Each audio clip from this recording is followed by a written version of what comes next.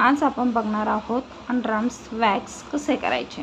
सर्वप्रथम underarms clean करून घ्यायचे, त्यावरती पावडर लावून घ्यायची, म्हणजे ती जागा छान ड्राय होते आणि त्यावरती वॅक्स लावायचे आहे।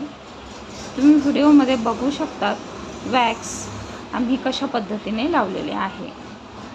त्यानंतर स्ट्रिप्स घ्यायची आणि स्ट्रिप्स व्यवस्थित प्रेस करायची आहे, पूर्ण प्लेन व्यवस्थित प्रेस करायची आणि ती जोरात खेचायची आहे। हळूवार खेचली तर स्किन खेचली जाते आणि अंडरआर्म्स क्लीन होत नाही। तर तुम्ही व्हिडिओमध्ये बघू शकतात किती वाढलेले अंडरआर्म्स होते, तरी सुद्धा एकदम क्लीन झालेले आहे।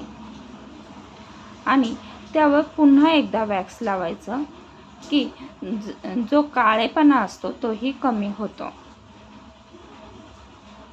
जर तुम्ही वॅक्सने अंडरआर्म्स करत असाल तर हळूवारपणे तुमचा अंडरआर्मचा काळेपणाही कमी व्हायला लागतो आणि अंडरआर्मची ग्रोथसुद्धा हळूहळू खूप कमी होते।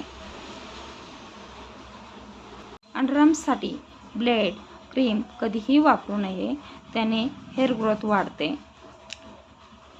बरं, अंडरआर्म्स झाल्यानंतर आपण ते क्लीन करून त्याच्यावरती मॉइश्चरायझर लावायचे आहे, त्याने अंडरआर्मची जागा जरा थंड होते। व्हिडिओ आवडला असेल तर लाईक करा। थँक्यू।